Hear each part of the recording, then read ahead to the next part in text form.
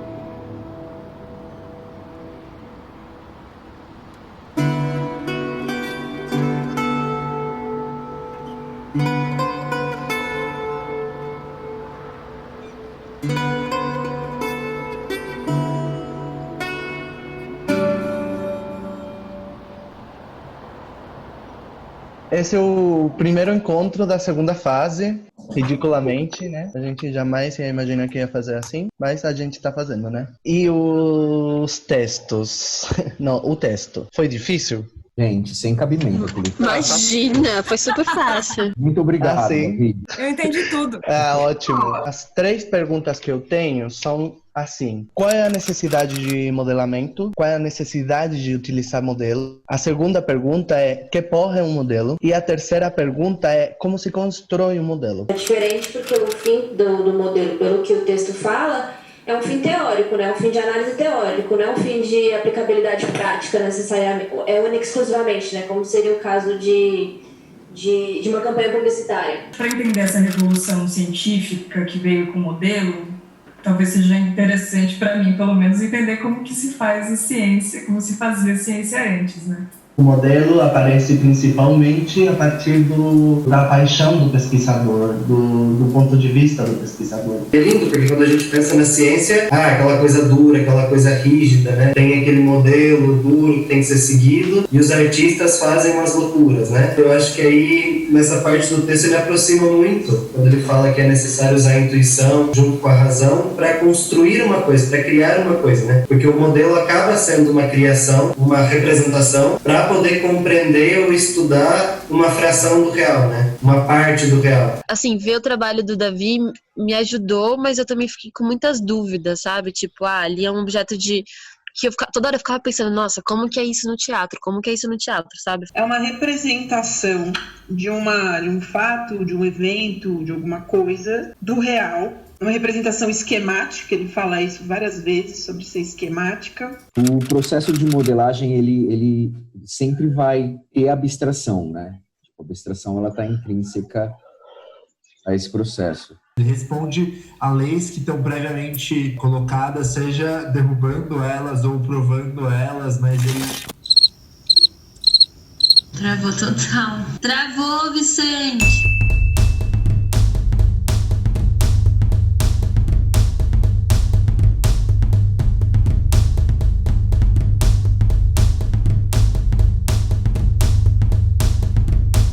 Nós tivemos 4 encontros que a gente debateu o conceito de modelo e da ação de modelar. Nós chegamos a algumas conclusões. O que é um modelo? Um modelo é algo que você cria para estudar algum fenômeno da realidade. Esse fenômeno pode ser físico, ele pode ser social, enfim, um fenômeno da realidade que você usa o modelo como uma ferramenta para analisar aquele fenômeno, para você estudar. O modelo, ele pressupõe, eu acho que isso para nós que somos do teatro, das artes cênicas, ele pressupõe processo e transformação. Ele nunca é um objeto estático. A mais bonita sobre o modelo é que o modelo, apesar dele estar se baseando num objeto, um fenômeno da realidade, da vida objetiva, ele é uma criação, ele é artificial. Ele é um artifício do criador. Então é isso, nós tivemos esses 4 pontos para estudar modelo e agora a gente está num processo de aplicar isso na nossa criação mais direta, né, do nosso espetáculo virtual, teatral, cênico, pandêmico.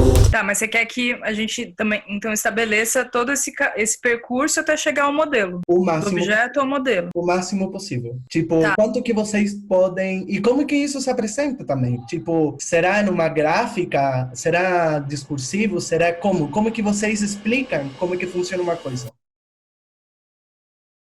Segundo encontro do laboratório. Pra mim não tá aparecendo. Não. Não. Agora tá, só que não não tem memória suficiente para abrir essa página. No mais simples possível, eu fiz um modelo de fake news e o que eu cheguei é fake news aqui dentro de uma caixa preta. Antes de chegar aqui à teorização, eu vou pular para experimentação 2, que é um modelo de caixa translúcida. Vocês veem? Uau! Ficou legal, né? Eu tô obrigada. Eu tava com essa pergunta, né? Tipo, eu tava lendo várias análises que falavam, tipo, do neofascismo, né? Teve todo esse boom de aparecer a palavra fascismo de novo, os antifas, né? Tudo isso. Eu falei, então como seria talvez tentar fazer um modelo com a hipótese de que o Bolsonaro é neofascista? E o que significa tentar modelar isso? Sendo que a gente sabe que eles apoiaram, né, a ditadura. Gente, eu vou ser sincera, eu tô muito insegura. Eu tentei fazer um modelamento do luto, né? Tentar pegar o luto como um objeto. O que eu cheguei foi nisso aqui. Vou tomar as anotações e o início do seguinte encontro vou construir, tipo, as grandes coisas que a gente foi observando. Por exemplo, essa coisa da maquinária do movimento que agora surgiu. A diferença entre estudar e modelar. Como é que a gente está entendendo o que é o modelo que a gente está construindo, né? Porque agora, como falei no começo, é um laboratório mesmo. A gente está pesquisando como fazer.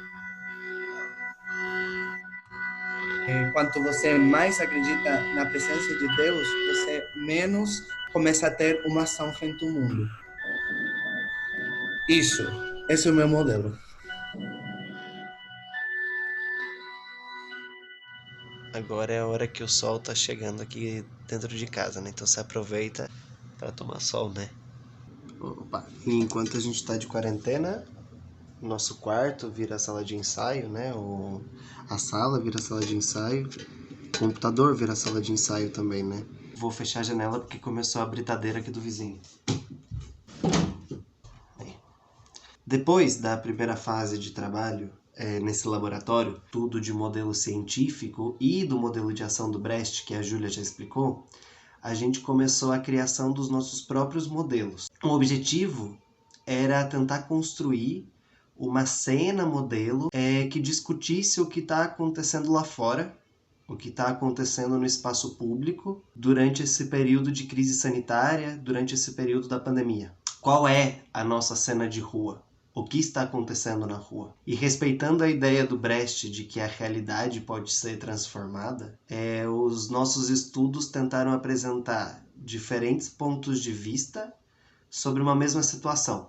Então o público é convocado a estar numa posição mais ativa, analisando o que está acontecendo, analisando os argumentos que estão em discussão, para poder tomar uma decisão. Obrigado pelo trabalho. Muito dedicado. Gente, foi muito ótimo, legal. gente, parabéns. Eu aprendi muitas coisas. Bom. Vamos lá. Tchau, gente. Beijinhos. Beijo, Nos até vemos sexta. sexta. Beijo.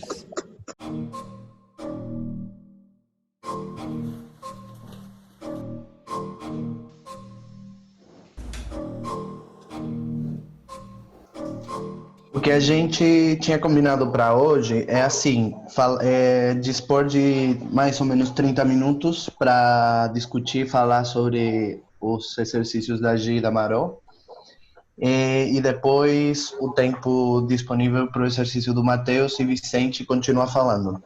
Gente, deixa eu explicar, tá? vai ser assim.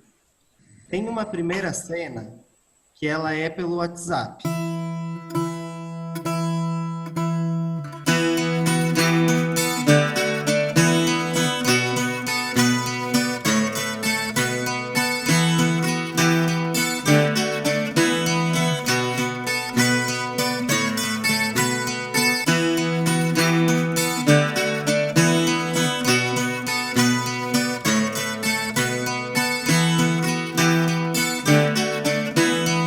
O Bolsonaro tá morto, velho.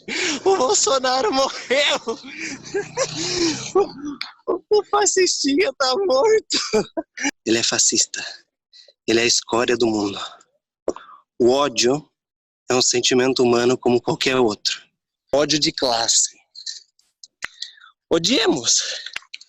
Odiemos! Sob uma aparência severa, era brincalhão. Aquele dia, na praça, fez todos rirem. Alguns até choraram de tanto rir. Olha pro corpo. Isso. Tem mosca em volta? Como frear uma indústria de consumo e produção se passamos a produzir a partir de nosso lixo? Não, senhoras e senhores. O lixo tem um papel importante na nossa sociedade. Sim.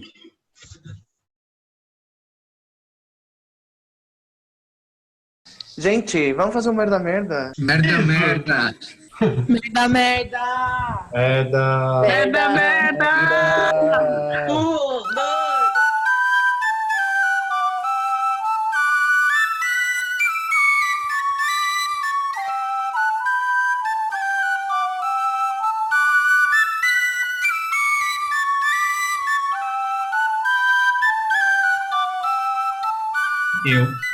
Eu estou aqui.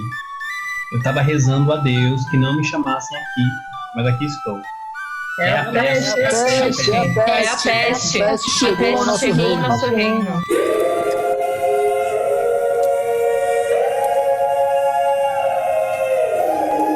O rei acredita em seu povo. O rei é corajoso. O rei é o culpado.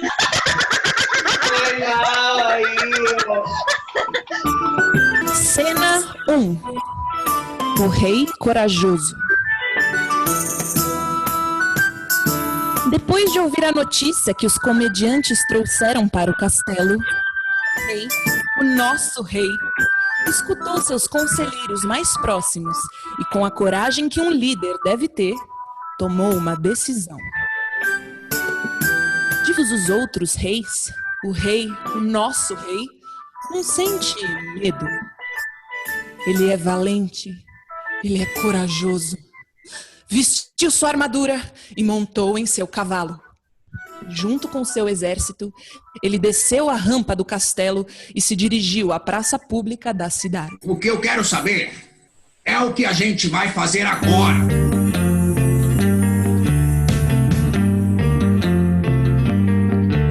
Eu quero saber é o que a gente vai fazer agora. Vocês que estão aí em casa, vocês já viram o que aconteceu? Vocês já sabem tudo o que acontece no começo dessa história. Muitas situações apresentadas, muitas coisas já aconteceram, muita água já rolou, algumas cabeças também, né? E agora eu acho que a gente pode parar, né? Não tem mais pra onde ir. 2 cenas. E a gente vai precisar de novo da ajuda de vocês. Mas vai ser bem mais simples do que da primeira vez. Vocês vão ter simplesmente que votar. É muito simples, gente. É o seguinte, a primeira situação vai ser apresentada pela Júlia Castro, a Gil, que é a nossa comediante misteriosa. A Gil vai apresentar uma cena chamada Só Acredito Vendo, que é uma cena sobre um curioso caso de um ser que desconfia da existência da peste. A segunda situação, ela vai ser apresentada por uma outra comediante também bastante especial pra gente, que se chama Giovana Monteiro. Ela é demais, eu não tenho palavras pra descrevê-la. E ela vai apresentar uma cena que se trata de alguém indo em busca de emprego. E a questão que se apresenta aqui é justamente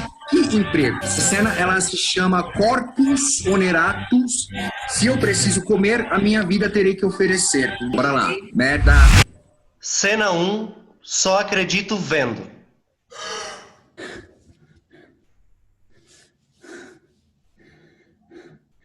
Eu tenho duas grandes habilidades. 2 poderes, eu diria. Poder número 1, eu consigo prender minha respiração por vários minutos, a ponto das pessoas acharem que eu tô morta. E 2,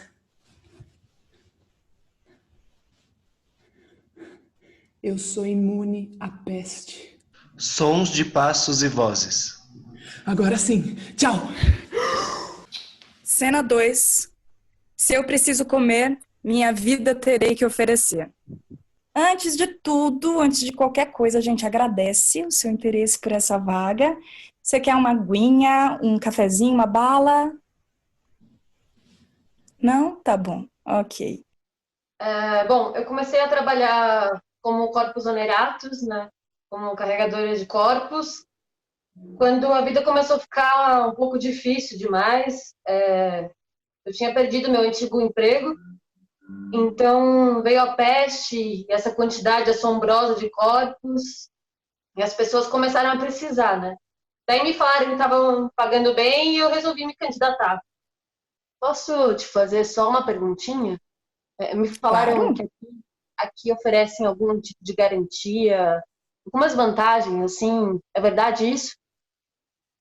Ótimo. Bom, só antes da gente terminar, posso dar uma olhadinha nos seus dentes? Claro. Maravilha, sem dentes limpos. Bom, acho que é isso. Se tiver tudo certo, podemos combinar de começar na segunda-feira, pode ser? Pode sim. Maravilha. Então, até lá. Muito obrigada, viu?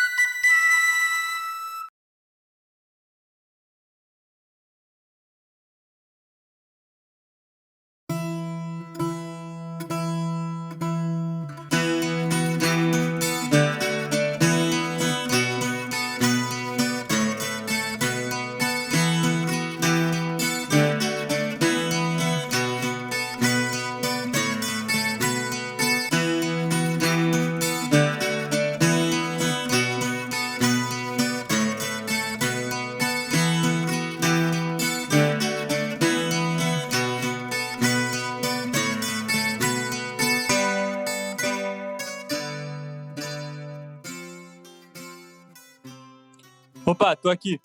Resolvi ler em voz alta porque achei que era comigo. Ahora yo entro a escena, un cuarto sujeto pensante, y más aún que el resto, un sujeto capaz de contar una historia.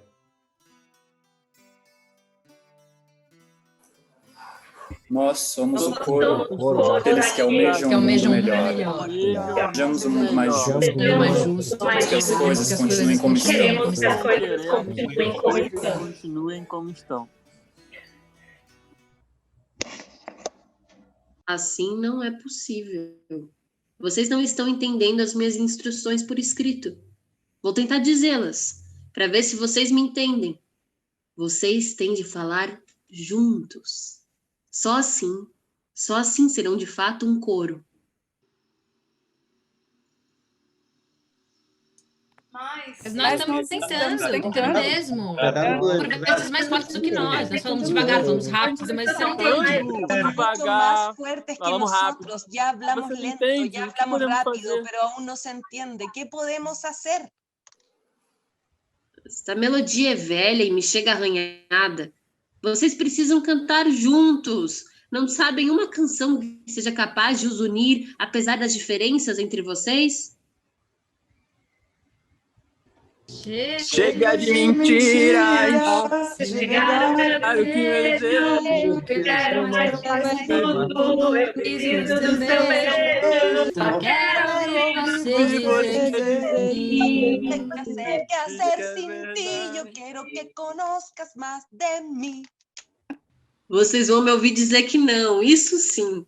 Enquanto não forem capazes de falar juntos, de cantar uma mesma canção, de contar uma mesma história, então começarei eu. Eu vou lhes contar uma história e, ao final, espero que estejamos juntos.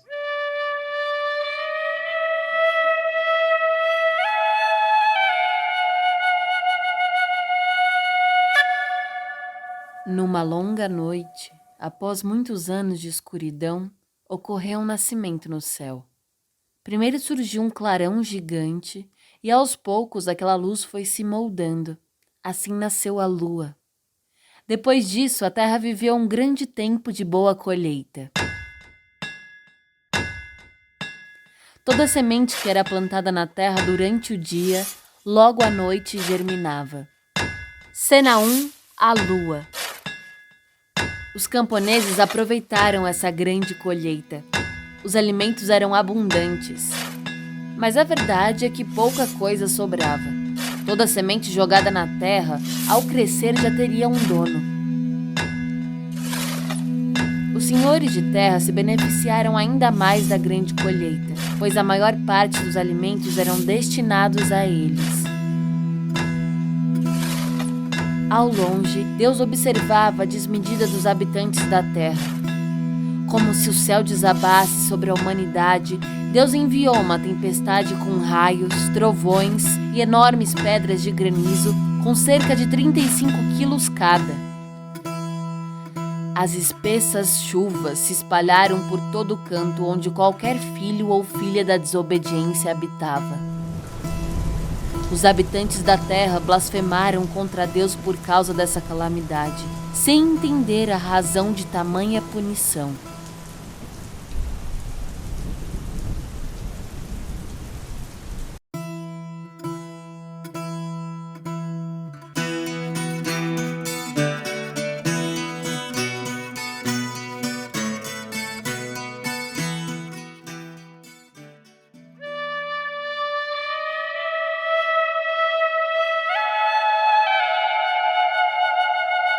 Muito antes de agora, no céu, havia 10 sóis e eles tinham uma mãe. Às vezes ela escolhia apenas um desses filhos sóis para passear na terra e eles só voltavam para o céu à noite. Durante milhões e milhões de anos, esse passeio era capaz de iluminar todo o planeta. Um dia, os filhinhos sóis, entediados e sem entender por que só podiam passear sozinhos, sem a companhia um dos outros, resolveram se reunir para fazer um grande passeio. Ao se aproximarem da terra, que foi ficando cada vez mais vermelha e começou a arder em chamas com calor excessivo, os sóis comemoraram. Achavam que a movimentação das pessoas e animais correndo de um lado para o outro era um sinal de boas-vindas. Eles não podiam imaginar o que na realidade acontecia. Cena 2, o sol. A terra é de quem a trabalha!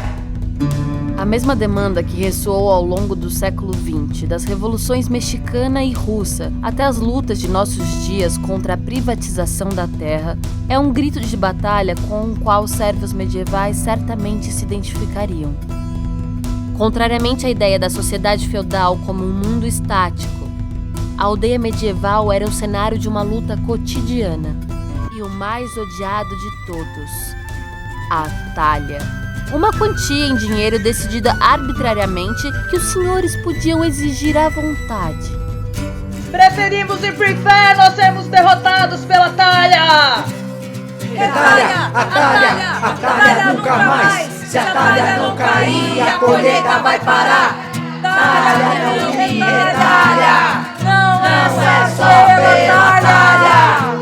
Talha não me retalha! Não é só pela talha! Nada ficará bem! Nada ficará bem! No mundo! No mundo! Até que todos tenhamos até que todos tenhamos a mesma condição! A mesma condição! As lutas se espalharam. A estas formas de enfrentamento aberto, devemos acrescentar as múltiplas e invisíveis formas de resistência pelas quais os camponeses subjugados se tornaram famosos em todas as épocas e lugares. Formas cotidianas de resistência tenazmente continuada durante anos. Má vontade, dissimulação, falsa docilidade, ignorância fingida, deserção e a fuga para as cidades. Cena 4. A Roda da Fortuna.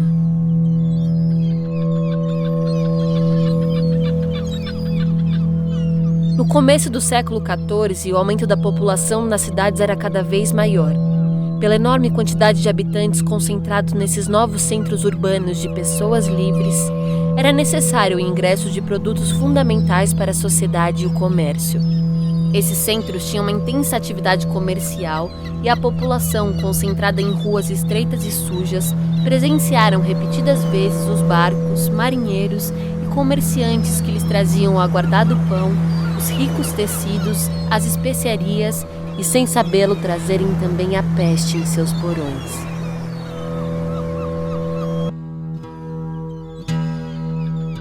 Os anos do calendário já haviam chegado ao número 1348, quando uma peste mortífera atacou a Europa.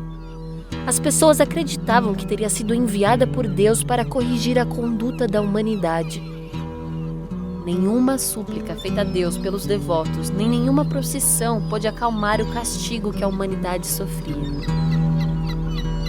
Quando o número de ataúdes era insuficiente, os corpos eram carregados sobre tábuas. Sendo grande quantidade de corpos que chegavam às igrejas, abriam-se nos cemitérios enormes valas nas quais os corpos que chegavam eram postos a centenas. Eram eles empilhados em camadas, tal como a mercadoria na estiva dos navios. E cada camada era coberta com pouca terra até que a vala se enchesse até a borda.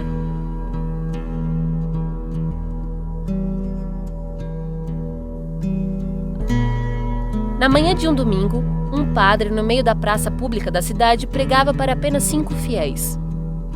A ação de uma força maléfica, o veneno desprendido dos cadáveres, como cobra e escorpiões invadem a nossa cidade. Isso aqui é culpa do pecado.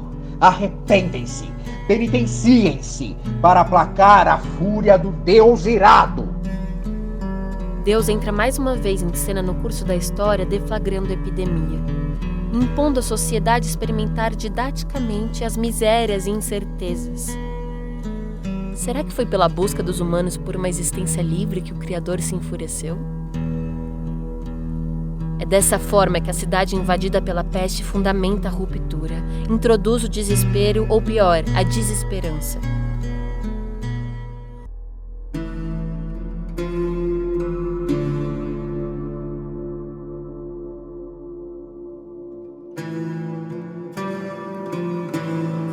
Após a era do dilúvio, aqueles que sobreviveram imaginavam que poderiam viver um período de luto. E aquilo que sobrara da velha ordem acreditava-se como algo perene, inabalável. Como a estrutura de uma torre construída a muitas mãos, à custa de muitas mortes, até as estruturas que aparentavam ser sólidas foram atingidas. Seja como um raio que atinge a torre e derruba quem lá estiver, após a mortandade causada pela peste, as ordens sociais também colapsaram. Cena 5. A Torre. A peste bubônica matou em média entre 30% e 40% da população europeia e constituiu um dos momentos decisivos no decorrer das lutas medievais. Foi assim que a burguesia restituiu o poder à nobreza, subordinando-se voluntariamente ao reinado e dando assim o primeiro passo em direção ao Estado absolutista. A relação entre as classes sociais só vai mudar lá na frente com a Revolução Francesa. Em 1789,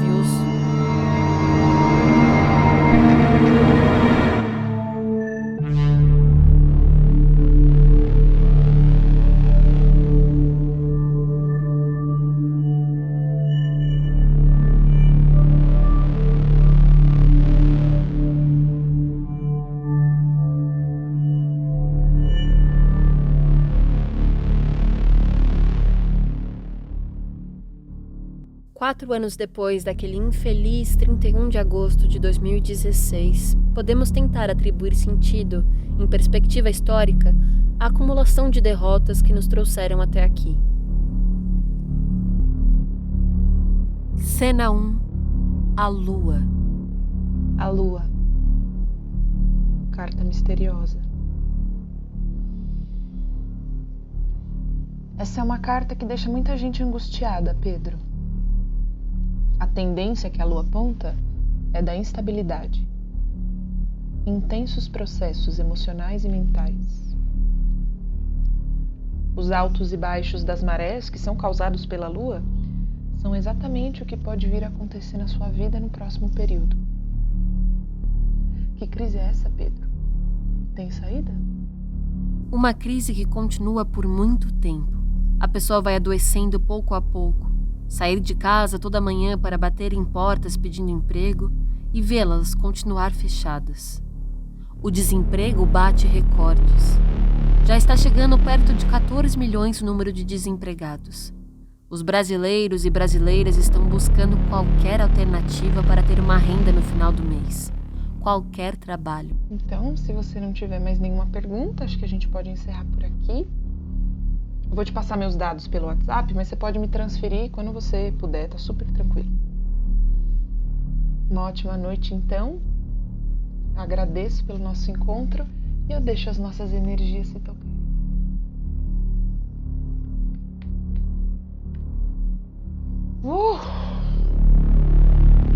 Se o Deus antigo das Escrituras falava em parábolas, o insensível Deus mercado de hoje só tem como profecia aos trabalhadores o desemprego, uma cova ou um caixão. A sociedade feudal era um mundo estático, em que cada classe ou estamento aceitava o lugar que lhe era designado dentro da ordem social. Vocês estão entendendo? Alguém tem alguma dúvida? Pessoal, será que vocês conseguem ligar a câmera? Só tem 3 pessoas com a câmera ligada. Bom, então a gente se vê semana que vem, tá bom? Estudem esse conteúdo que a gente vai revisar na próxima aula. Qualquer dúvida me enviem por e-mail que eu vou responder assim que possível. E um ótimo final de semana para todo mundo. Eu só quero que a Vivi e o Rodrigo fiquem 1 minutinho, por favor. Vivi! Vivi!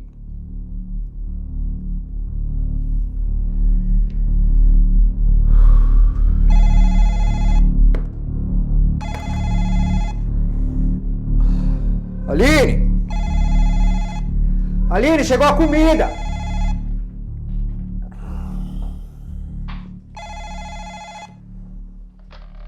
Oi. Bom dia! A senhora, por acaso, teria algo de comer para doar? Quem é? Oi, por favor, eu tô perguntando se a senhora tem algo de comer para doar. Ai, amigo, hoje eu não tenho, tá bom? Nossa, dona, eu tô com tanta fome, se a senhora soubesse. Nem 1 litro de leite a senhora tem aí? Não consigo. Pô, a senhora vai negar 1 litro de leite? Alô? Alô? Espera aí. Tô descendo, peraí.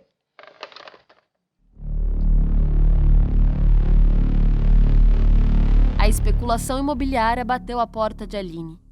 O mercado acordou nervoso, Aline ouvia nos jornais. O mercado imobiliário, essa coisa abstrata, sem corpo ou rosto, ganhava carne e osso no corpo de um homem miserável que lhe pedia 1 litro de leite. A miséria doía em Aline.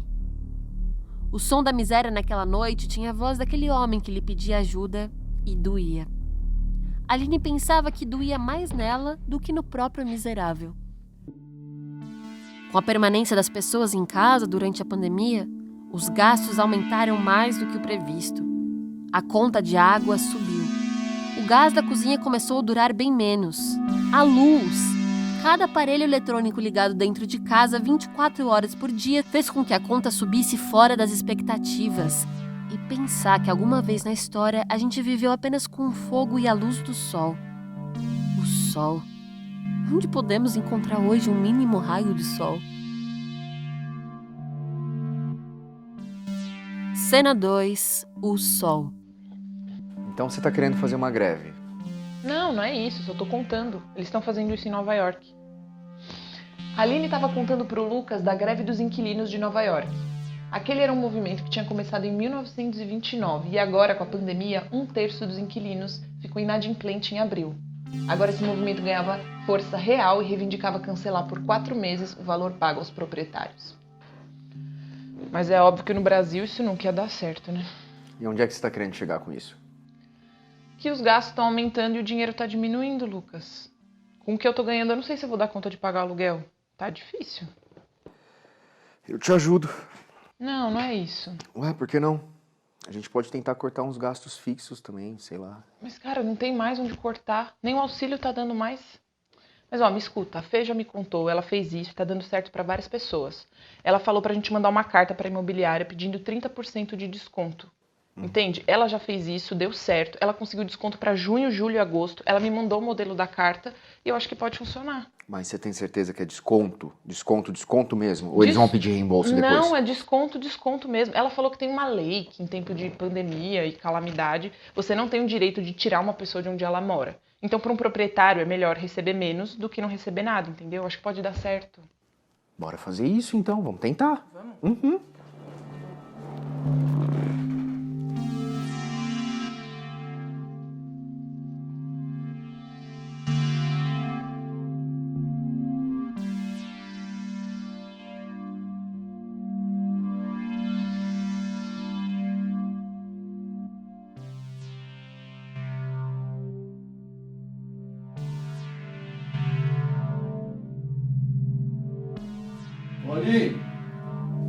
Aline, vem aqui rapidinho, por favor.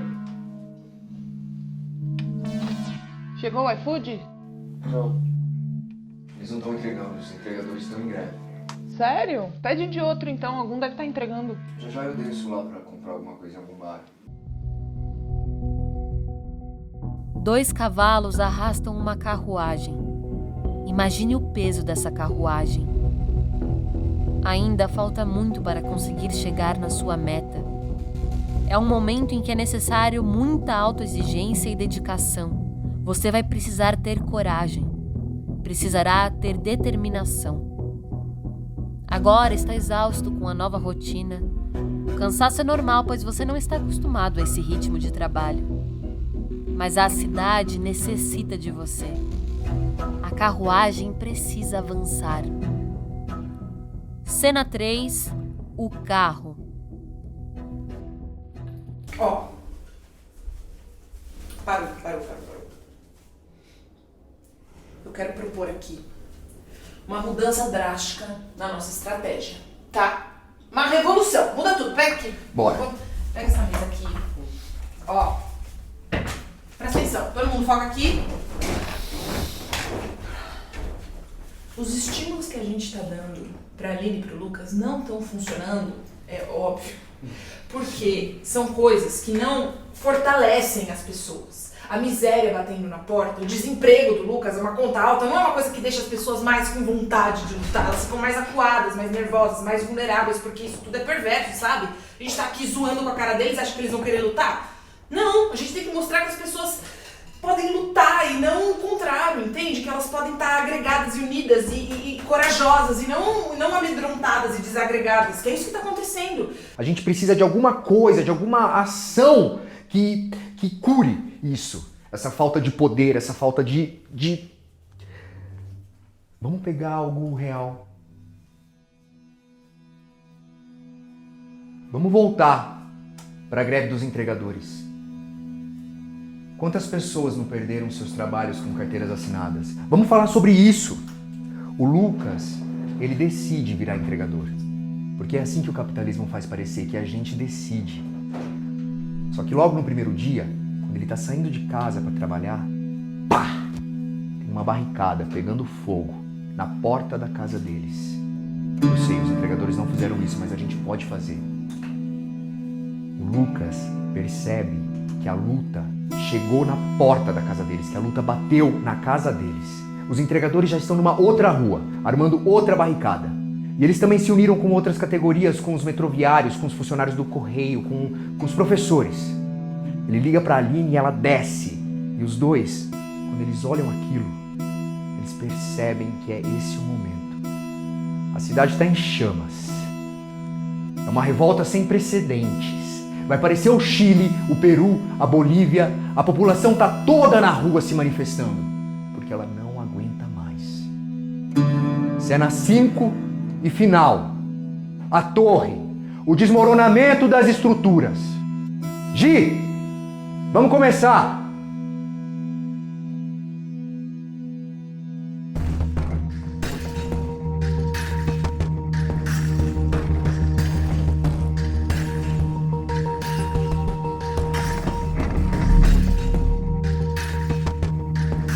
Nenhuma sociedade se transforma enquanto não se generaliza nas massas populares a ideia de que são vítimas da injustiça.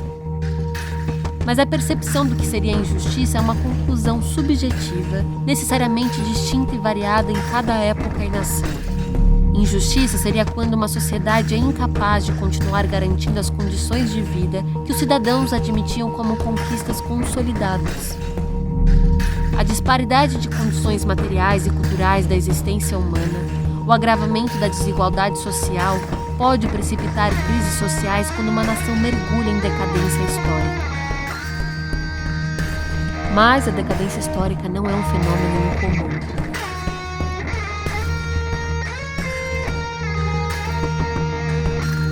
As massas populares descobrem-se como um sujeito social com disposição de luta quando se generaliza entre elas a percepção de que há o perigo de não poderem sequer continuar vivendo como viviam e que as coisas vão piorar. Essa disposição de luta rebelde, sublevada, insurrecta, é o principal fator da instabilidade social. A entrada em cena de mobilizações das classes populares, a divisão nas classes dominantes, a radicalização e a fragmentação da classe média são um sinal de que se perdeu a estabilidade social. Como a estrutura de uma torre construída a muitas mãos, às custas de muitas mortes, até as estruturas que aparentavam ser sólidas podem ser atingidas. Nessas circunstâncias, as crises sociais transbordam em crises políticas.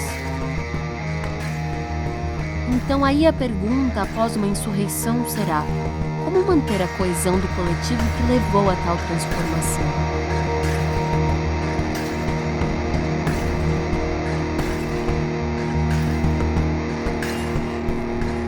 O passado nos ajuda a despertar as centelhas da esperança. Nem os mortos estarão em segurança se o inimigo vencer. E esse inimigo não tem cessado de vencer.